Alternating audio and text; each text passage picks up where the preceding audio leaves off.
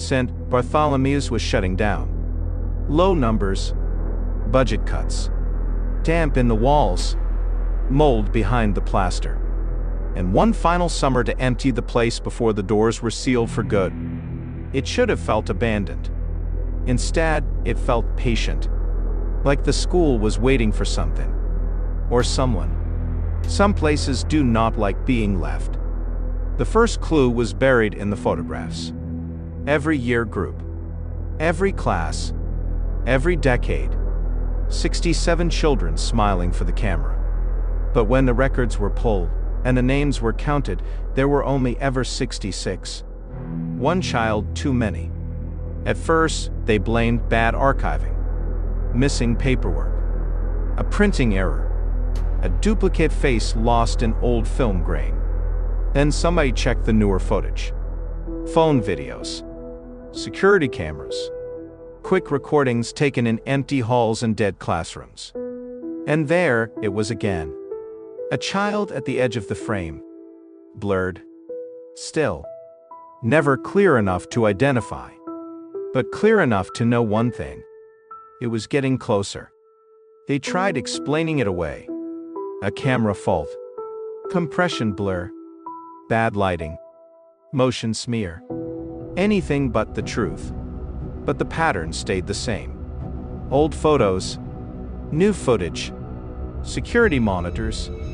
Phone screens. Doesn't matter who filmed it. The extra child was always there. Never part of the group. Never fully visible.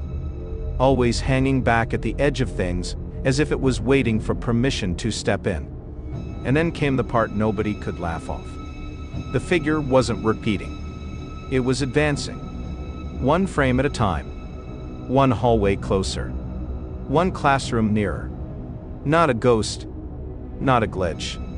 Not some dead kid trapped in the walls. Something in the building was making space. A spare place. A reserve body. A name-shaped gap waiting to be filled.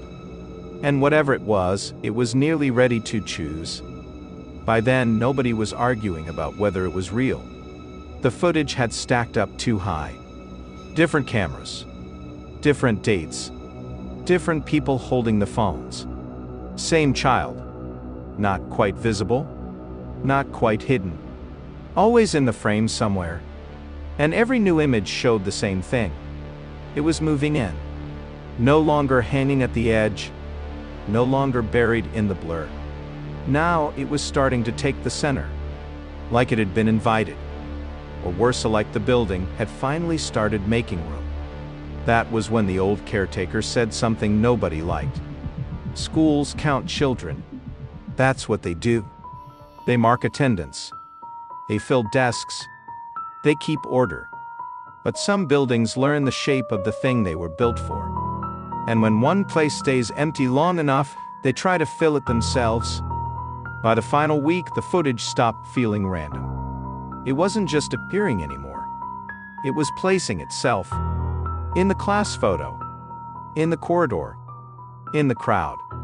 In the classroom. Always one position, too many. One extra body where no extra body should fit. That was the detail that turned it from creepy to impossible. Schools are built around numbers. Seats. Registers. Timetables. Rows. Lines. Names. Head counts. Everything innocent Bartholomew's had been designed to hold exactly what belonged there. So why had the building kept making room for one more? The answer came slowly, and then all at once. The extra pupil was never an intruder. It was a placeholder. A spare child-shaped space the school carried inside itself, waiting for the day it chose who to keep. And once you saw it clearly, you understood the worst part. It wasn't standing in the wrong place. It was standing in yours. Once they understood what they were looking at, the footage changed meaning. It wasn't stalking. It wasn't haunting. It was aligning.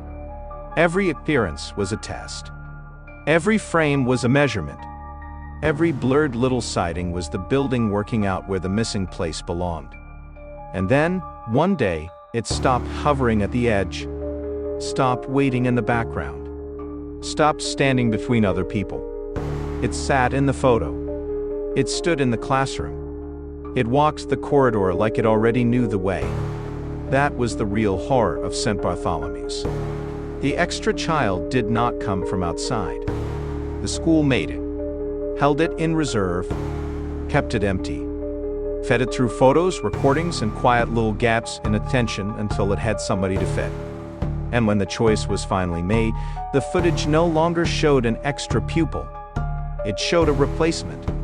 After that, the records stopped helping. Attendance sheets stayed neat.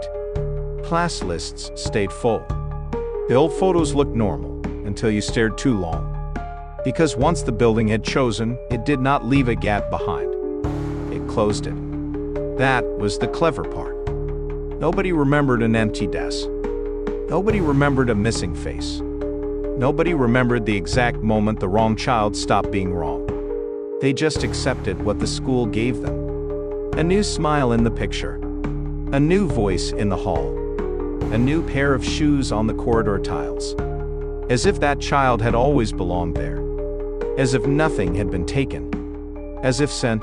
Bartholomew's had not quietly reached into the shape of someone's life and filled it with something else. By the time people noticed anything felt off, the space had already sealed. And the school looked whole again. And while St. Bartholomew's waited for the next name to go missing, the old place kept selling itself the only way it knew how.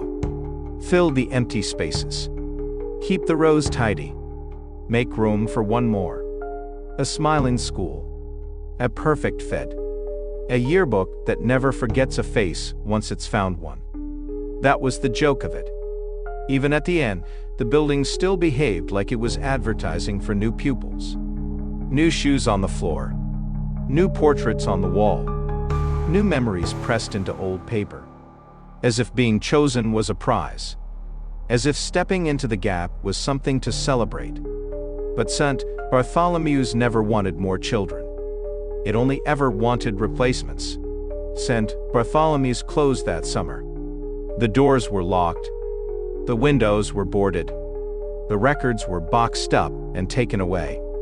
But some places do not end when they are emptied. Some places keep hold of what they were built to contain. And if you look closely at the old class photos, the ones nobody remembers taking, you might still count 67 faces staring back. Not 66. Never 66. Because somewhere inside that building, one place was always left open. One spare desk. One spare name. One spare child-shaped gap awaiting to be filled. The end.